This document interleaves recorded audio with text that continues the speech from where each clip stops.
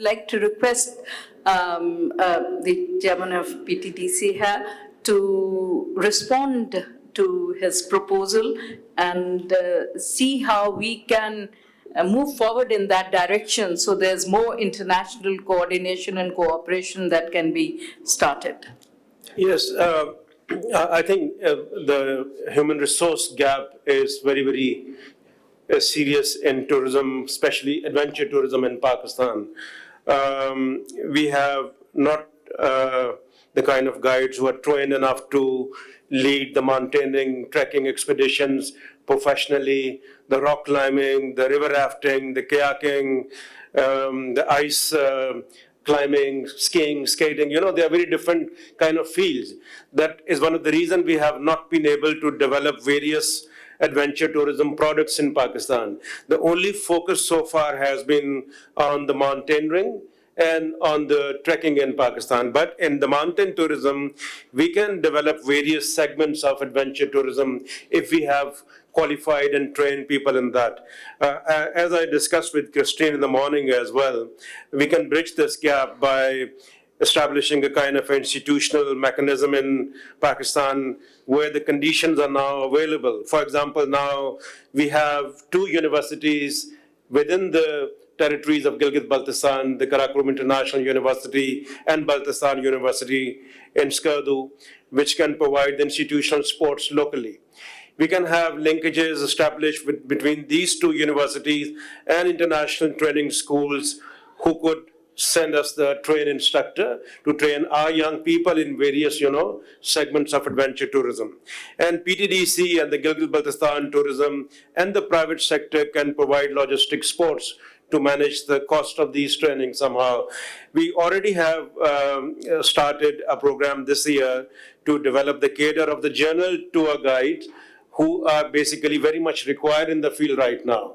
And our focus in this year is to train 2,000 tour guides who could be a kind of a tour guide who are good leader as well as they are site-specific tour guides.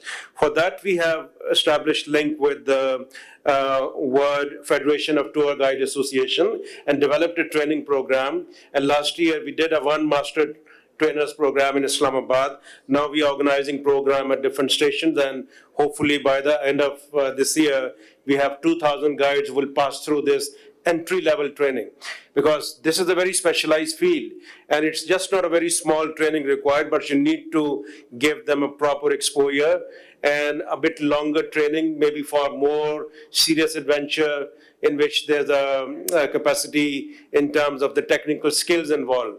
Maybe 1 year training for the mountain guides is required. So this is one of the areas where we are now focusing to build the capacity of our tour guides in Pakistan, and accordingly, I think we can improve the quality of services, because standards we have developed, but we need to have people who know the basic implementation of those standards, and that will come when the trained people are there in the industry. Christian, we were discussing, and you were telling me that your organization, NGA, have established a very good institution in Nepal, and the Nepalese government has facilitated it, and that it would be possible to replicate that experience here in Pakistan. So how do you think it would be possible, and what are the impediments you feel are there that need to be removed to have that kind of more proactive engagement with your association regarding mountain tourism? Basically, I think even with the existing resources that are already, if we take the sum of those private initiatives, there are enough resources to start training. Now I'm coming back, not to the broad adventure tourism, but focusing on trekking and what's happening in the mountains. Trekking with peaks, from 5 to 8,000 meters. So on that segment. And on that segment, we have all the ingredients, but the method is not there yet, and the coordination is not there yet. So we need a national, or at least, Gilgit-Baltistan Mountain Professional Association, number 1, so that we know who is who is where, who has done which kind of training. They are identified, they already work as mountain professionals, even if they don't have formal qualifications which are internationally recognized, but they exist, they work. So as an example, we have the Hunza Guide Association, they have 80 plus members. We need to extend this. For porters, there's this association called KCP in Skardu, Kopacare, Pakistan, which again, it's an example, it can be extra. So that's one prerequisite. The other one is that we will need a civil institute, some civil structure, which can be the hub for training. So we're discussing just as we discussed before, building on these two universities, that would be fine. Then we need to put in place the curriculum. And with a single professional association, we know who's done what, who's certified for what, and we can progressively build on that.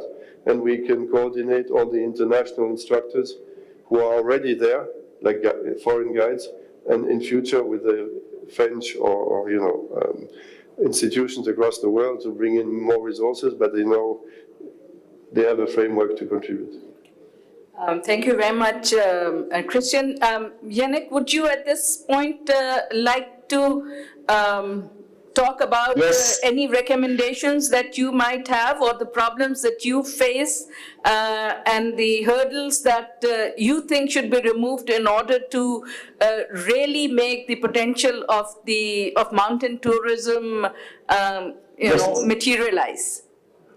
Yes, thank you, because a part of the professional sector, there is nowadays and since like 30, 40 years, a big amateur sector, like amateur climbers. I speak about amateurs, not like good climbers who go to climb in Pakistan. And there is a culture of alpine climbing in Pakistan. A huge culture who lasts for 40 years. And I think this is not only being a professional guide, but next year there will be maybe 50 permit issues for amateur climbers, like small teams, alpine climbers. And for example, I saw the next pricing for next year, and it will be per group, and not it will be per person and not per group. In 8,000 meters, it makes sense because one single person can join a group, and but in a small expedition, it's a group, a team. So it should stay as it was, like below 8,000 meters. It should stay per group and not per person. It makes more sense. Okay. Yeah. Add something, Christian, please? Just to clarify what Yannick is mentioning is if we're talking about expeditions, it's unguided private groups. So people who have enough experience to go by themselves. So basically, when we don't go as guides taking groups, we go just Yannick and myself, and we climb this new, beautiful Virgin Peak in the Hispa Valley. It's an unguided private expedition, right?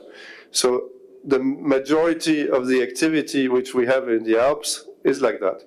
We have free access. People at their level of experience choose the mountain or the route they want to do, and they're not with a guide. So the majority of activity of tourism activity is not necessarily taken care of by tour guides. So it's another segment.